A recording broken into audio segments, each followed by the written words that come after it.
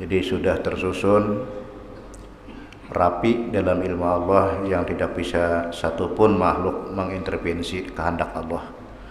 Jadi keberadaan kita, pertemuan kita, berkumpulnya kita pada saat ini adalah anugerah yang sudah ditakdirkan oleh Allah. Jadi kita bersyukur atas rahmat Allah yang masih memberikan kesempatan, memberikan waktu kepada kita untuk memperbaiki semua kerusakan-kerusakan kita, menambah kekurangan kita, mempertajam akidah dan keyakinan kita dalam rangka pengajian yang kita laksanakan secara rutin malam Sabtu. Dan dengan bantuan Allah kita juga baru selesai melaksanakan sebuah perintah salat maghrib berjamaah. Harapan kita, dambaan kita dan doa kita mudah-mudahan salat kita dan seluruh rangkaian salat kita diterima oleh Allah Subhanahu wa taala. Amin ya rabbal alamin. Salawat serta salam kita persembahkan kepada junjungan kita baginda Nabi besar Muhammad sallallahu alaihi wasallam, para sahabat, kerabat, tabi'in dan tabi'at ila yaumil qiyamah.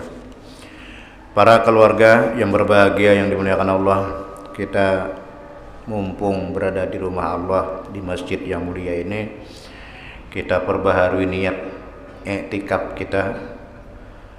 Nawaitu an a'takifa fi hadzal masjid sunnatalillahi ta'ala. Dalam hati, sahajaku beriktikaf dalam masjid ini sunat karena Allah Ta'ala. Kemudian kita bersama-sama memfokuskan hati kita, konsentrasi kepada ayat-ayat Allah, hadis-hadis Rasulullah, fatwa-fatwa ulama yang terkandung dalam kitab Hidayatus Salikin. Bismillahirrahmanirrahim. Qala musannifu rahimahullahu ta'ala wa nafa'ana bihi wa bi'ulumihi fid dharain amin wa bi nasta'in. Wala haula wala quwwata illa billahil aliyil azim. Qala Imam Syekh Abdul Samad Al-Palimbani rahimahullah taala qala halaman 61 adalah 61 faidah fi bayani salatil istikharah. Faidatun fi bayani salatil istikharah. Ini suatu faidah atau suatu kemanfaatan, suatu kegunaan pada menyatakan sembahyang istikharah. Jadi ada lagi satu salat yang disunatkan, salat yang dianjurkan oleh agama kalau kita bingung memilih apapun, baik pilihan dunia ataupun pilihan akhirat, kita disuruh salat sembahyang istikharah, sembahyang memilih. Dan makna istikharah itu memohonkan kebajikan daripada Allah Ta'ala. Artinya menyerahkan perkara, menyerahkan masalah, menyerahkan pilihan kepada Allah yang terbaik. Jadi orang yang beriman itu senantiasa menyerahkan dirinya, menyerahkan urusannya, menyerahkan perkaranya hanya kepada Allah. Jadi penyerahan dengan cara sembahyang, karena sembahyang doa yang paling didengar oleh Allah, yang paling diperhatikan oleh Allah adalah sembahyang. Jadi memohonkan kebajikan, memohon kebaikan terhadap Allah untuk memilih pilihan. Karena bila pilihan kita peluput, tak salah. Karena sabda Nabi sallallahu alaihi wasallam, la yukhayyibullahu man istakharah. Artinya tiada memberi kejahatan Allah Ta'ala itu akan seseorang yang memohonkan kebajikan akan dia itu. Hadis ini riwayat Muslim, sahih. Maksudnya kalau si hamba itu memohon kebaikan, meminta kepada Allah, Allah tidak akan memberikan yang jelek, yang buruk, kecuali baik. Dalam hadis lain, la yuqbilullahu mu'min ilal khair. Allah tidak menerima kepada doanya orang beriman kecuali baik. Artinya pasti kabul. Pasti kabul, pasti baik kalau kita memohon kebaikan. Jadi kalau kita memohon kepada Allah, minta petunjuk kepada Allah, memilihkan sesuatu hal yang kita bingungkan, serahkan kepada Allah memilihnya. Ini istikharah nih peristiwa zaman Adam alaihissalam, bapak kita Abul Bashar, di saat melakukan pelanggaran, melakukan kehilapan karena bujukan iblis, beliau memakan buah khuldi. Nah, hukuman ataupun ancaman terhadap orang yang melakukan pelanggaran pada Adam sekali sajalah melakukan kehilapan. Lalu Adam diperintahkan diusir dari surga. Kalau kita mengacu kepada Adam sekali melaksanakan kesalahan diusir dari surga. Kita yang sering melakukan kesalahan pingin ke surga. Kita Allah narancak sering melakukan kesalahan dan dosa siang malam terus menerus pingin ke surga. Adam sekali melaksanakan kesalahan diusir dari surga. Jadi pada waktu itu Adam memohon kepada Allah, meminta, bertanya kepada Jibril, ya Jibril, aku nih ada rencana nih. Aku ada rencana karena aku diperintahkan oleh Allah turun ke bumi, diusir ke bumi, dan aku bumi itu kada tahu, belum pernah ke bumi lagi. Lalu adakah oleh-oleh, adakah sangu untuk berangkat ke bumi? Karena kada pernah ke bumi.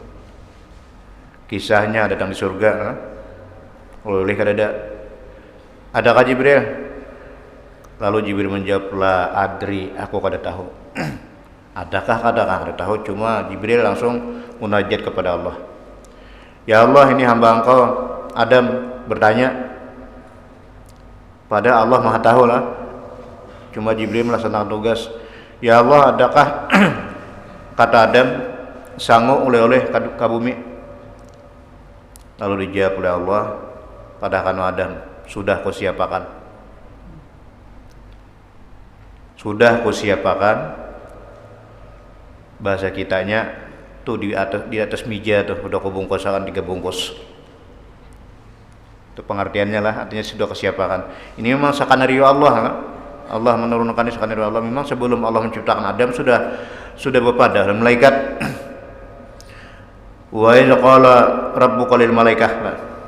Di saat Allah berkata kepada malaikat, lil malaikatis, wa idza qala lil malaikati inni jailun bil ardi khalifah. Malaikat berkumpul gitu nah. Berkumpul musyawarah rapat, kita meeting. Kata Allah kan, malaikat, aku sungguhnya hendak menciptakan makhluk yang bernama manusia, aku jadikan sebagai khalifah menduduki bumi. Itu belum ada Adamnya. Belum ada manusianya, Allah sudah merencanakan untuk menjadi khalifah menduduki bumi adalah zuriat Adam. Belum ada Adamnya, hanya perundingan lawan malaikat tentang ulah manusia. Nah, di saat kita mendengar kisah bahwa Adam pada waktu itu melakukan pelanggaran dan hendak diusir oleh Allah ke bumi, itu memang sudah skenario Allah, susunan kehendak Allah. Jadi ujar Tuhan padakan Jibril, itu sudah kusiapakan atas meja tuh 3 bungkusan. Cuma dengan syarat jangan dibawa ke 3-nya. Pilih salah satu di antara 3. Sampaikan Jibril. Lalu akhirnya Adam dan Hawa berunding melihat bungkusan di atas deh, sudah berbungkus. Ujar Hawa, dan coba kita buka apa bungkusan tuh. Karena Allah akan menyuruh memilih sebungkusan saja, kada boleh dibuka 3-nya. Dibuka bungkusan pertama, seluruh perbendaharaan dunia, kekayaan dunia, CRP, kontainer, Alphard, galang, emas, semuanya di dalam bungkusan pertama tadi. Lalu Hawa menampakkan kepada seluruh dunia bahwa begitulah sifat dan karakternya perempuan. Mbah melihat bungkusan pertama, hibak, galang, kalung, perhiasan, kendaraan, seluruh perbendaharaan dunia. Manggawil lawan Adam. Abahnya kita membawa ini aja lah, membawa 6 bungkusan pertama nih. Tuh Siti Hawa apanglah bukan bibinian sini. Sakibit-kibit dan abahnya. Tuh di sebelah rumah tuh sama apa galangan non kita. Sama aja artinya kehidupan non kita, tapi di sebelah tuh orang sudah banyak besaran harta, mobil, TV ganal, kita kadang apa-apa. Ini tabiatnya perempuan. Laki-laki sabarlah. Jadi laki-laki sabar. Jadi ujar Adam, hadang dulu abahnya, tunggu dulu. Kita kadang melihat bungkusan kedua tuh napa, bungkusan ketiga napa. Akhirnya tak panjang sedikit lakian ini, tak sabar. Dibuka bungkusan kedua, membangal bahasa Banjarnya, ilmu, seluruh ilmu ada di bungkusan kedua. Nah, jadam dusta lah umanya. Kalau kita ambil harta, kalau kada sin ilmuwan percuma kada berilmu, harta akan membinasakan kita. Jadi buka lagi bungkusan ketiga, akal. Akal, ilmu, harta. Kira-kira milih mana nih yang tiga nih? Bingung loh. Dipilih harta kada bakal, kada berilmu. Dipilih ilmu kada bakal, kada berharta. Dipilih akal kada berharta, kada berilmu. Bingung Adam lawan Siti Hawa, nah mana nang dibawa. Istikharah Adam, menyerahkan pilihan kepada Allah. Jadi serahkan pilihan kepada Allah karena bingung memilih. Lalu ada jawaban Allah, pilihanku adalah akal. Ternyata orang berduit, orang bakal, orang berilmu, orang bakal, orang ke surga, orang bakal. Karena ini pilihan akal, Adam kada pikir panjang lagi, langsung tangkap bungkusan akal. Setelah diangkat oleh Adam bungkusan akal, lalu ilmu, uji ilmu. Aku bila akal dibawa aku empat, karena itu wadahku, sarangku, rumahku.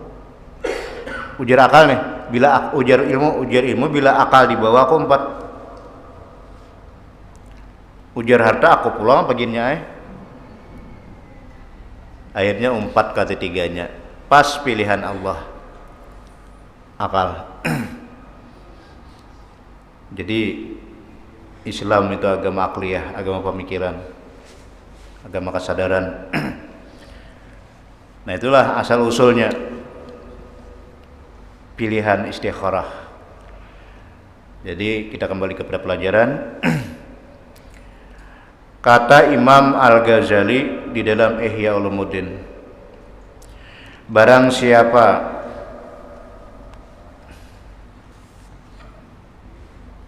apa bacaan itu?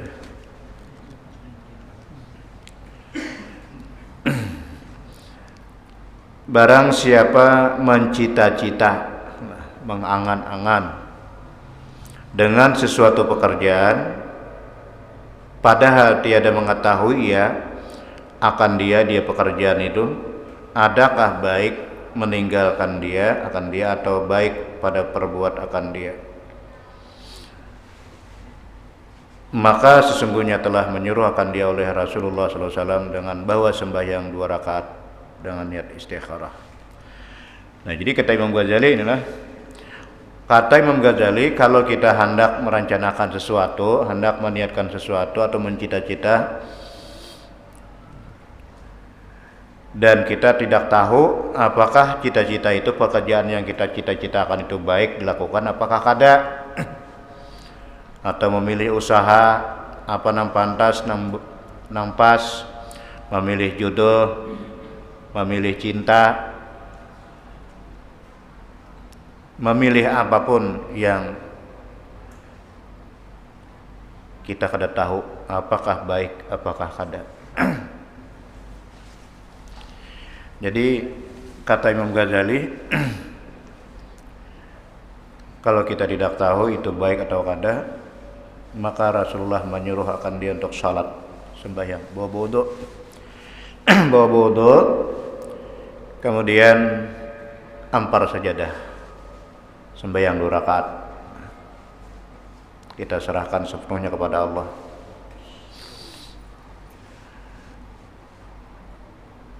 Niat istikharah demikian niatnya, usolli raka'ataini sunnatal istikharati lillahi ta'ala, Allahu akbar. Dalam hati sahajaku sembahyang sunat istikharah 2 rakaat karena Allah Ta'ala, Allahu akbar. Jadi istikharah ini kedudukannya sembahyang hajat, sembahyang istikharah, sembahyang taubat, sembahyang hifdzul iman, sembahyang mutlak, sembahyang apapun yang sederajat itu bisa dijadikan satu kalau waktunya mepet. Jadi usolli raka'ataini sunnatul istikharah lillahi ta'ala, Allahu akbar. Sahajaku sembahyang sunat istikharah 2 rakaat karena Allah Ta'ala, Allahu akbar.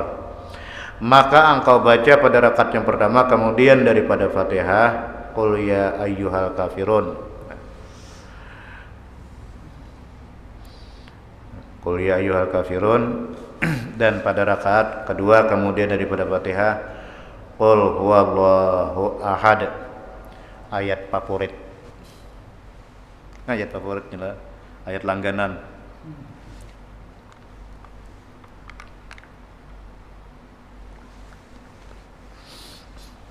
Berapa semalam fadilatnya qul ya ayyuhal kafirun, kedudukannya menyamai 1/4 Al-Quran. Jadi qul ya ayyuhal kafirun menyamai 1/4 Al-Quran. Berarti kalau 1/4 Al-Quran, Quran itu 30 juz dibagi 4, berarti 7 juz setengah. Nah, ialah 7 juz setengah. Kedudukannya menyamai pahala orang baca Quran 7 juz setengah. Itu qul ya ayyuhal kafirun. Adapun qul huwallahu ahad itu 1/3. Berarti ganal qul huwallah lah. Ganal qul huwallah. Jadi qul huwallahu ahad itu 1/3, kalau 30 juz bagi 3 berarti 10 juz. 10 juz kita membaca Al-Quran sama nilainya dengan baca qul huwallah sekali. Jadi qul huwallah sekali 10 juz, kemudian ditambah qul ya ayyuhal kafirun 7 juz setengah, berarti 17 juz setengah, lebih separuh sudah. Nah, sedangkan Fatihah itu nisful Quran. Nisful Quran sama dengan separuh Al-Quran, 15 juz. Jadi ayatnya mudah, pendek, ringkas, nyaman, dan padat isinya. Membaca habis Fatihah, baca qul ya ayyuhal kafirun. Itu ayat toleransi, itulah ujungnya ayat toleransi. Lakum dinukum waliyadin. Cuma kita jangan lakum dinukum waliyadin dulu, karena ada 5 ayat sebelumnya. Sebelum lakum dinukum itu 5 ayat. Sampaikan dulu, contohakan, tauladanakan, perintahkan. Bila kada kawajuannya lakum dinukum waliyadin. Ini kelihatannya kita ini bukan lakum dinukum waliyadin lagi. Lana a'maluna walakum a'malukum. Jadi lana a'maluna, bagi kami agama, bagi kami amalan kami, dan bagi kalian amalan kalian. Karena ada gencar sekarang ini aliran-aliran yang membid'ahkan amalan kita, membid'ahkan amalan-amalan kita, mensesatkan ahlu sunnah wal jamaah. Batahlil bid'ah, maulidan bid'ah, Isra Mi'raj bid'ah, Sayyidina bid'ah, azan 2 kali bid'ah, tahlilan bid'ah, telakin bid'ah. Itu ngarannya kadalana amaluna. Kalau lana amaluna walakum amalukum, silakan gawe hajaikam, di kami gawe. Nah gitu kan. Kada boleh mencaci amalan siapapun, kada boleh mencela, kada boleh membid'ahkan amalan siapapun. Bila kada hendak jadi gawe badanai, dan kita pun kada mengganggu orang juga. Nah, jadi itu toleransi kita seagama. Jadi toleransi seagama itu jangan mengganggu amalia-amalia orang, karena sama aja bisa dalil juga. Nah jadi sholat istikharah ini setelah Fatihah baca qul ya ayyuhal kafirun sampai selesai. Jangan seayatnya aja, jangan. Kalau bang Fatihah langsung qul ya ayyuhal kafirun Allahu akbar, salah paham pulang lah. Itu surah Al-Kafirun itu 6 ayat, ke-6-nya dibaca. Kemudian ayat yang kedua setelah Fatihah baca qul huwallahu ahad.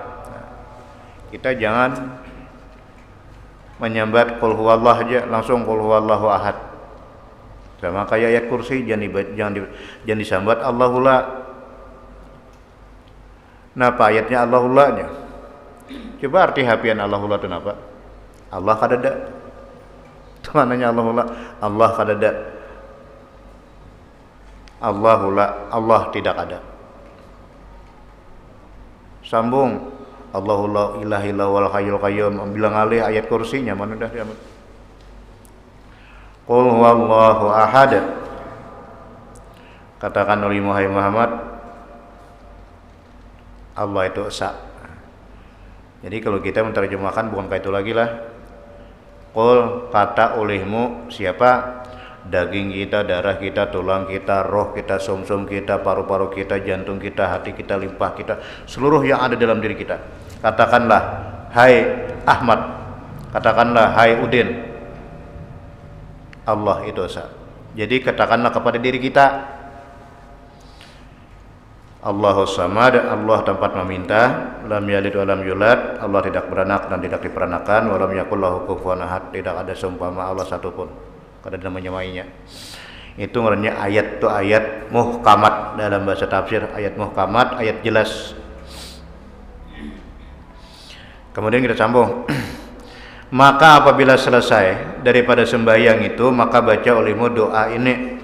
Bila kada apa, buka bukunya. Allahumma inni astakhiruka bi'ilmika, ya Allah ya Rabbi ya Tuhanku, sesungguhnya aku memohon pilihan kepada Engkau. Pilihkan ya Allah dengan ilmu Engkau. Wastaqdiruka biqudratika, dan aku minta kadarkan, minta tentukan dengan kudrat Engkau, dengan kudrat Engkau. Wa as'aluka min fadlikal azim, aku memohon kepada Engkau dari karunia yang besar. Fa innaka taqdiru wa la aqdiru, sesungguhnya Engkau lah yang bisa menentukan, aku tidak bisa menentukan. Jadi serahkan, akui kita lemah. Wa ta'lamu wa la a'lamu, dan Engkau maha mengetahui sedangkan aku tidak tahu. Wa anta 'allamul ghuyub, dan Engkau adalah yang maha tahu terhadap yang gaib-gaib. Allah yang maha gaib mengetahui yang gaib-gaib. Kami kada tahu. Allahumma in kunta ta'lamu anna hadzal amra khairun li, ya Allah ya Rabbi ya Tuhanku, jika adalah Engkau ketahui apa yang Kau kerjakan ini baik menurutku di dalam agamaku, wa dunyaya, dan di dalam duniaku, wa akibat amri, dan setelah selesai yang kulakukan, wa ajlihi, segerakan, wajih lakaskan, faqdirhu, takdirakan, tentuakan, langsung pilihakan sekaligus. Kayaknya memerintah Allah terus inilah. Memerintah Allah takdirhu, tentuakan. Summa yasirhu, kemudian mudahkan pula. Tentuakan dan mudahkan. Wa in kunta ta'lamu anna hadzal amra syarrun li fi dini wa dunya.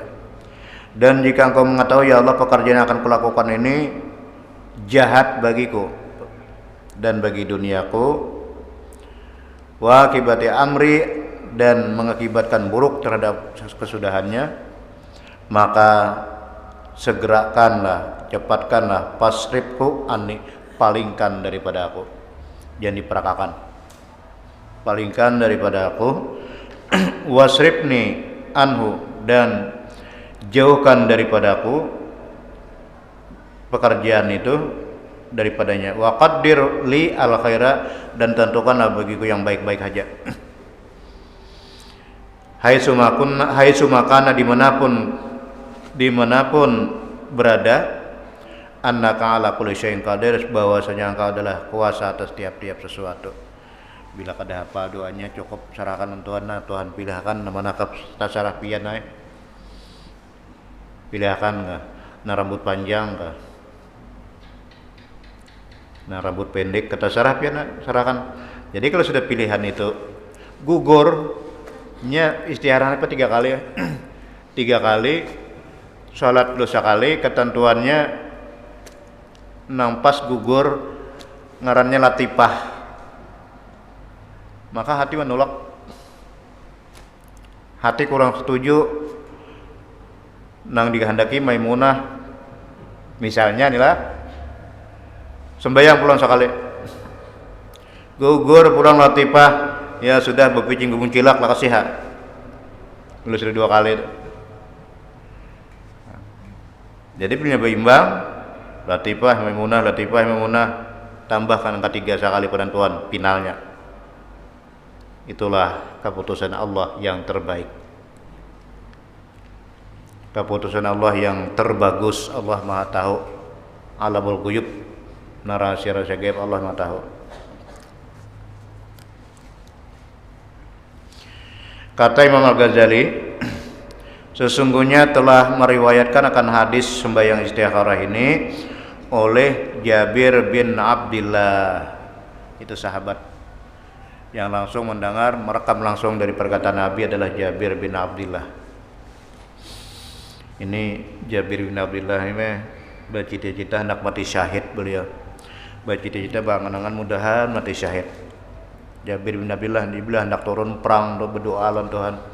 Ya Allah, tolong hamba nanti besok bila terjun ke medan perang temuakan dengan musuh yang paling ganas, musuh yang paling jagal, nang sanggup mairis hidungku, mairis kupingku, sanggup membunuh aku. Ternyata turun gagal, manang terus orangnya, pada jadi mati, menangis bulik. Ini Jabir bin Abdullah. Kena esok berdoa pulang, ya Allah, esok temukan aku dengan musuh yang paling sakti. Rupanya tak sakti Jabir pada nang musuh pulang, manang pulang. Akhirnya beliau meninggal di atas ranjang pada jadi mati syahid. Sekali diperiksa apa di belakang sidin mendelapan 80 mata luka, kena tumbak, kena panah, kena parang, tatap kena mati-mati. Jabir bin Abdullah ini.